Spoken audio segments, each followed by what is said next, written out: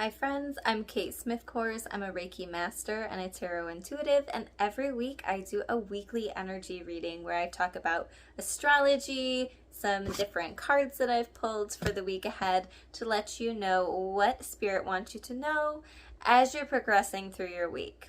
So let's dive right in. Last week we had a full moon in Sagittarius, and so that was a lot of fire energy. Some of you might have felt very creative or inspired, like this feeling that something new is coming, it's on its way, but maybe you didn't know what, or maybe you felt a little bit hesitant to dive right in. But some of you might have really felt that push forward to take a leap of faith and to try something new. Some of you might have been feeling quite emotional, fired up, frustrated or angry, trying to process and release all of these emotions that you were going through. So that's something to think about. How were you feeling last week? And as you're transitioning into this week, have you been able to fully release those emotions that you needed to? And how are you feeling now? So if you want to let me know any of your experiences that you had last week, you can definitely leave a comment below. So the first thing that I want to talk about tonight, it's the last quarter moon in 29 degrees in Pisces, and this is happening at 11:11 Eastern Standard Time. And then it's going void, of course. So the reason I want to bring this up is because the last quarter moon phase is really about purging and releasing and reflecting over the past month. It can be about cord cutting. What have we been doing in our lives? Is it working for us? What are we ready to get rid of at this time? So sometimes we do that around the full moon as well, but it's kind of that continuation of what can we continue to be purging, and then how can we reflect on what choices that we've made, were they in line with where we want to be going? Okay, and then I wanted to bring up the void, of course, because I've heard from a pretty famous astrologer that when the moon goes void, of course, it's a good idea not to be signing any contracts or getting into any contracts, because there might be things that you're overlooking, or there might be delays or something like that. So if you absolutely have to, don't, live your life by my advice. But if you have the choice to sign or not to sign a contract while the moon is void, of course, you might just want to take a little bit of time, wait for it to come back on its regular rounds, and then go from there. Then the moon will be transitioning into Aries. So we are going from the moon being in the sign of Pisces, which is the last in the zodiac. We're releasing, we're purging, and then it transitions into Aries, which is a startup energy, that fire, that new beginning type of energy.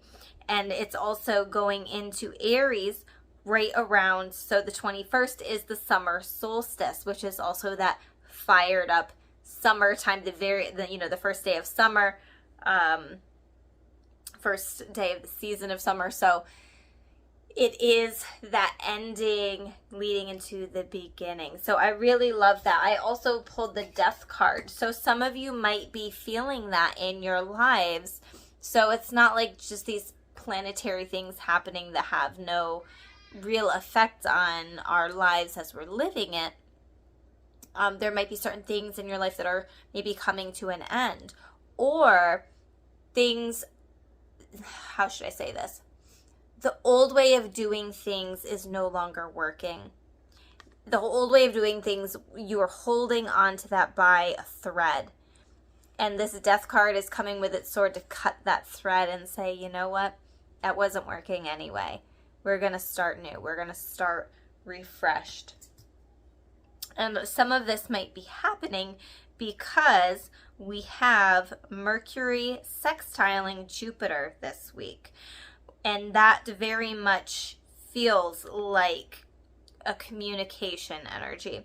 These new ideas, these decisions, with Mercury being in Gemini, with it sextiling Jupiter and Aries, which is about growth and expansion and beliefs, we kind of have this great ability to open up our crown chakra to these new ideas, these new beliefs, to help us with our expansive energy. How can we grow? What decisions can we make to help grow our experiences, grow our abundance, grow our relationships? And the crown chakra awakening is coming up, but we also have holy amethyst, and this says divine alchemy. Move beyond current challenges. Focus on what you desire. So that's, again, moving past the current challenges. We are purging, releasing with that last quarter moon in Pisces, and then we are stepping into focusing on what we desire. We are transitioning into the Mercury sextiling Jupiter, where we have these new ideas and decisions, growth, expansion, and belief systems. We're focusing on our desires and how to obtain those. We also have the clairvoyance card, which I love. It's number 35, which condenses down to the number 8 in case any of you enjoy numerology. And this says inspiration, interpretation, and trust. So some of you might be feeling very intuitive. Your crown chakras might be tingling, maybe even your third eyes. I've been feeling this pressure on my left temple. Well, not quite the temple, but the left part of my head. And I just feel like I've been getting a lot of downloads lately. So have you been feeling the effects of receiving these downloads, this expansive energy, like your body's preparing as you're going through your week? What are you feeling and what are you experiencing? I would love to hear all about it.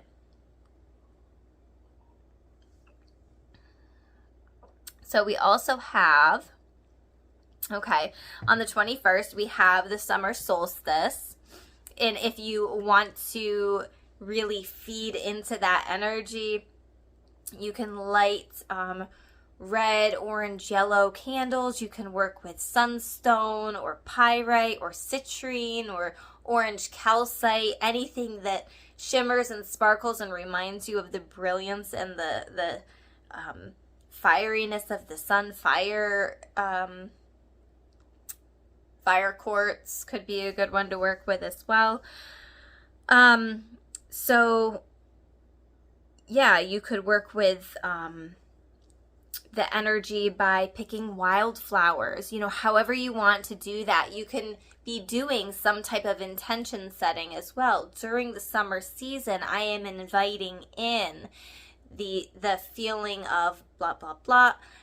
And by using these specific wildflowers, that's helping me draw in this energy. Or by lighting these specific candles, I am bringing in creativity and abundance and, whatever you decide to be doing at this time. It's just an idea for you. Also on the 21st, we're entering Cancer season. So Cancer is represented by the crab. It's a water sign, and it goes from the 21st of June until I believe the 20th of July. And this Cancer is linked to the moon. So from an astrological standpoint, zodiac sign Cancer is linked to the moon. And so we know that when we head into a new zodiac season, we're going to be seeing a new moon in that zodiac sign coming up soon. So next week we'll be talking about the new moon in Cancer. Cancer being the water sign, that's more, we might be diving more into our emotions, the emotional waters. I did pull some water cards for us. We have the 2 of Cups, the Knight of Cups, and the 6 of Cups. So with this, I wanted to talk about relationships. Some relationships might be strengthening at this time. Other relationships might be falling away. It just depends on what you're going through and what decisions, expansive decisions, you're making at this time. You might be receiving a gift from somebody because our hearts are more open, more generous, more giving. Okay, so another thing that I wanted to talk about, I have my notes down here. If you see me looking down, I'm checking with my notes because I always have a ton of stuff that I want to talk about. So we also have Venus, which was in the sign of Taurus. It's going to be in the sign of Taurus for the first half of the week. Venus is very comfortable in the signs of Libra and Taurus. So with it being in Taurus, Venus is the planet, it's our emotional body. Taurus, I would say, kind of represents the physical body. So really feeling into those emotions. It just getting in touch with it. It can also be about the sensuality of our feelings, right? Taurus can be more of that sensual sign, more personally felt. So rather than having emotions being out here and wanting to protect ourselves, which sometimes Cancers can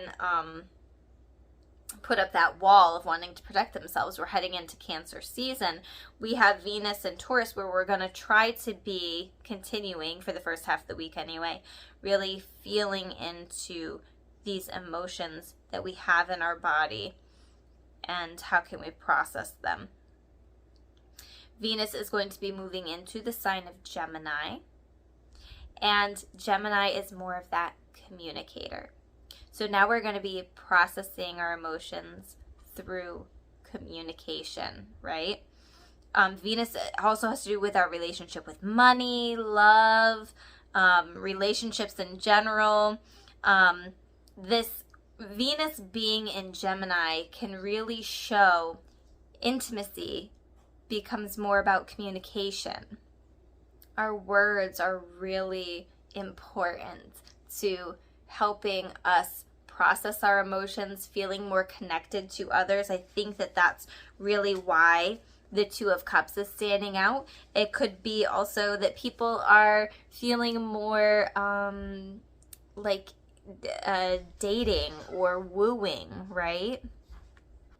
You might, if you are dating, you might meet somebody who's more of a smooth talker, or their smooth talking abilities might be more prominent because we will have Venus in the sign of Gemini. Now, Taurus is usually pretty good with money, and Venus ruling or being associated with our abundance and our money. Maybe towards the end of the week, maybe be a little bit more cautious, because I think that Gemini is a little bit more free-spirited, a little bit more flowy when it comes to money, a little bit more lax.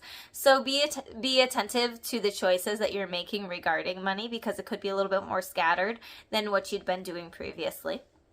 But what I do want to point out is that with Venus being in Gemini, we might be understanding our feelings more. There's more communication with others. It's going to be easier to communicate our feelings with others, which is really important in maintaining relationships, right? Because being on the same page is important. We don't want one of us to be left in the dark, because then we're wondering, what did I do wrong? Did I do something wrong? I don't know. So it feels like there's going to be more of that intimate connection. I am connecting. I am communicating my heart. I'm opening my heart. Feeling more vulnerable in some ways too. I feel like some of you might be feeling that this week. The last card that I want to talk about is the Ace of Wands. So I feel like some of you might still be feeling that inspired, creative startup energy, which I can see this potentially representing the summer solstice, or the moon transitioning into the sign of Aries with that startup fire energy. New beginnings, new inspired ideas, new inspired action, things like that. Coming through to you. So the past couple of weeks, I've been doing free aura readings or Reiki sessions at the end of my video. I'm not going to do that this week because on Tuesday, tomorrow, I am going to be posting the giveaway that I'm doing. So last week, I started a 5-week giveaway program where I post a picture every Tuesday, and then that Friday I draw a name on who wins a prize. So this week I'm holding off because the prize is going to be a free Reiki or tarot reading with me. So I'm going to hold off on doing that because I'm giving away a free session this week. So hopefully you participate in that. I also wanted to say that on Saturday, I don't know if you've heard, but in Elmira at the Arnott Mall, there's going to be an event called Light Up the Sky, and there will be drones there that are lighting up to different songs and music, and it's going to be awesome. There's going to be vendors there, and guess what? I'm one of the vendors, and I'm super excited. I'm going to be doing tarot readings, aura readings. I'm going to have some crystals there. So it's going to be a good time, and I'm going to be there with Chelsea, Miss Chelsea Burgess. So definitely stop up and check us out, and that is going to be one of the ways that you can win a bonus for next week's drawing. So hopefully I see you there, and I hope you all have a beautiful week ahead. See you guys later. Bye.